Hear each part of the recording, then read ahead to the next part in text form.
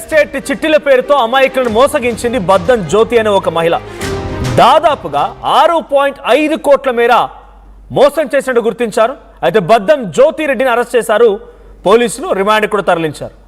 వనస్థలిపురం పోలీసులు ఆమెను అరెస్ట్ చేసినట్టు తెలుస్తుంది. అయితే కమలానగర్లో నివాసం ఉంటూ రియల్ ఎస్టేట్ చేస్తోంది జ్యోతిరెడ్డి. మొదట్లో చిట్టీలు, రియల్ ఎస్టేట్లో లాభాలు పంచి నమ్మించింది జ్యోతి.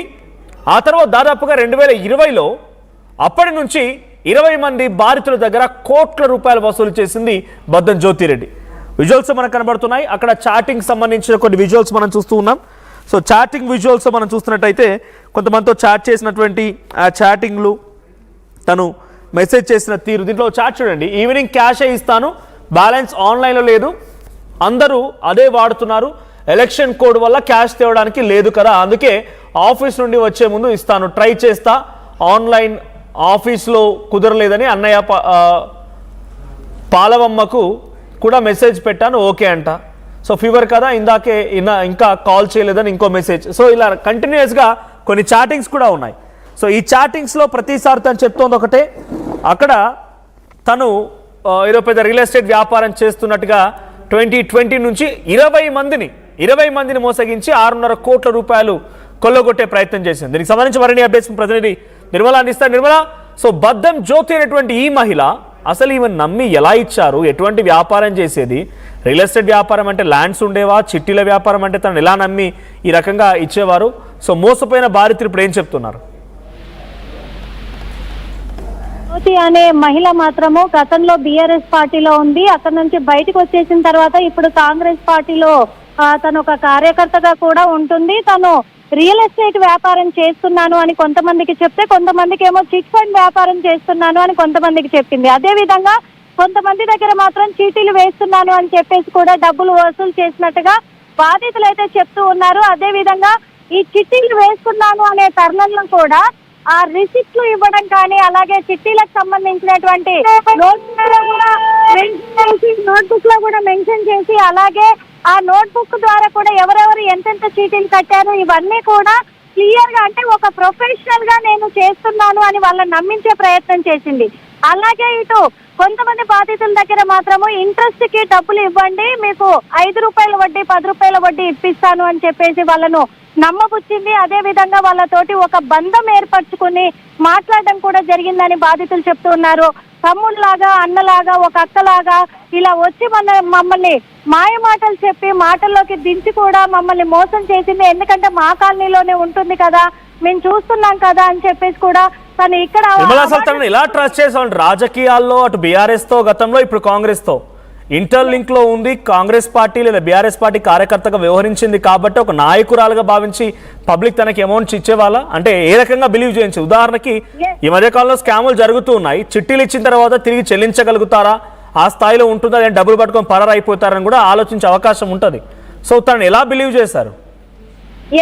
మనోజ్, స్టార్టింగ్ లో మాత్రం తను కొహిడాలో ఉన్నట్టుగా కూడా చెప్తూ ఉన్నారు. కొహిడా నుంచి ఎప్పుడైతే పార్టీలోకి ఎంటర్ అయ్యిందో, పార్టీ తర్వాత ఇక్కడ వనసల్పురంలో తను సొంత ఇల్లు కొనుక్కొని ఇక్కడ ఉండడం బట్టి కూడా ఒక పార్టీకి సంబంధించిన కార్యకర్త కదా, తనకంటూ ఒక ఇమేజ్ ఉంది కదా, మేము ఖచ్చితంగా నమ్ముతాము, వీళ్ళు మోసం చెయ్యరు కదా అని చెప్పేసి మేము తనకు పెట్టుబడి పెట్టడం కూడా జరిగింది. ఇంట్లో ఉన్న నగలన్నీ కూడా మేము తాకట్టు పెట్టి మరి తనకి ఇవ్వడం జరిగింది.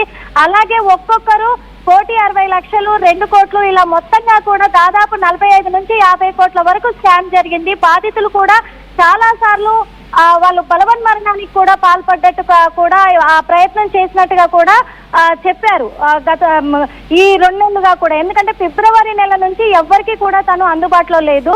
ఇంకొక విషయం, వాళ్ళు చెప్తున్న విషయం కూడా, పెద్ద కూతురు దగ్గరికి తన భర్తని, తన చిన్న కూతుర్ని ఇద్దరిని కూడా అమెరికాకు పంపించి ఆమె ఫోన్ స్విచ్ ఆఫ్ చేసింది అని చెప్తున్నారు. పార్టీ కార్యకర్తల దగ్గరికి ఎవరి దగ్గరికి వెళ్ళినా కానీ ఈ బద్దం జ్యోతి అనే మహిళ మాకెవరికి తెలీదు, అప్పుడప్పుడు వచ్చి వెళ్ళేది అని చెప్పేసి చెప్తున్నారు తప్ప, వాళ్ళ తమ్ముడు మహేందర్ రెడ్డి, మెయిన్ గా మహేందర్ రెడ్డి అక్కకు సపోర్ట్ గా నిలబడి నైట్ ఆటో తీసుకొని, కార్ తీసుకొని డబ్బులన్నీ కూడా వాళ్ళ దగ్గర నుంచి లిక్విడ్ క్యాష్ మాత్రమే తీసుకొని వెళ్ళేవాడు. ఇప్పుడు అతను అడిగితే నాకు తెలీదు, నాకు కూడా రెస్పాండ్ అవ్వట్లేదని చెప్తూ ఉన్నాడు ఆన్సర్ అని చెప్పేసి. కేవలం ఒక పార్టీలో కార్యకర్త కాబట్టే మేము నమ్మామామని అని చెప్పేసి బాధితులు అయితే చాలా ఆవేదన వ్యక్తం చేస్తూ ఉన్నారు మనోజ్. Thank you Nirmala. మొత్తంగా వనస్థలిపురం పోలీసులు తను అరెస్ట్ చేసినట్టు తెలుస్తోంది. సో హయత్ నగర్ పరిధిలో ఉన్నటువంటి బద్దం జ్యోతి గతంలో బీఆర్ఎస్ పార్టీలో, ప్రస్తుతానికి కాంగ్రెస్ పార్టీలో కొనసాగుతున్నారు. కొంతమంది అక్కడ చుట్టుపక్కల ఉన్నటువంటి స్థానికుల దగ్గర నుంచి 20 మందిని టార్గెట్ చేసుకుంది. 2020 నుంచి ఈ డబ్బులు వసూలు చేయడం మొదలుపెట్టింది. చిట్టీల పేరుతో, రియల్ పేరుతో, అప్పులను లేకుంటే రకరకాలుగా డబ్బులు వసూలు చేసి సుమారుగా 6.5 కోట్ల రూపాయల టోకరా పెట్టింది. సో 6.5 కోట్ల రూపాయలు మోసం చేసినట్టుగా తనపై ఫిర్యాదు రావడంతో బద్దం జ్యోతిని అరెస్ట్ చేశారు వనస్థలం పోలీసులు. రిమాండ్ కూడా తరలించారు.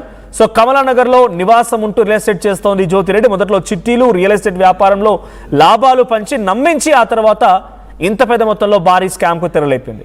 సో ఇంటి పక్కనే కదా, ఇంటి ఎదురుగానే కదా, తెలిసిన వాళ్ళే కదా, ఏదో పార్టీలో ఉన్నారు కదా, ఒక వ్యాపారం చేస్తున్నారు కదా, పాపం వాళ్ళ ఆయన ప్రభుత్వ ఉద్యోగనో, వాళ్ళ ఆయన బ్యాంకులో పనిచేస్తాడనో, వాళ్ళ ఆయనకు లారీలు ఉన్నాయనో, బండ్లు ఉన్నాయనో నమ్మి చిట్టీలను వేసి రియల్ ఎస్టేట్ వ్యాపారం అని చెప్పి అనవసరంగా అధిక మొత్తంలో వడ్డీలు ఇస్తారని చెప్పి మోసపోకండి. తస్మాత్ జాగ్రత్త.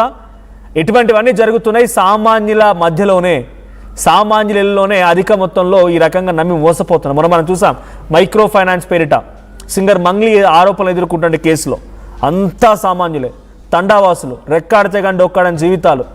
కూడబెట్టుకున్న డబ్బు మొత్తం తీసుకెళ్ళి వాని చేతిలో పెడితే వాడు ఒక మహిళ, ఒక సింగర్ అయినటువంటి మంగ్లీ ఫేస్ చూపించి డబ్బులు వసూలు చేసి ఆ తర్వాత పోలీసులకి అంటే ఈ స్కామ్ మొత్తం బయటకు వచ్చింది.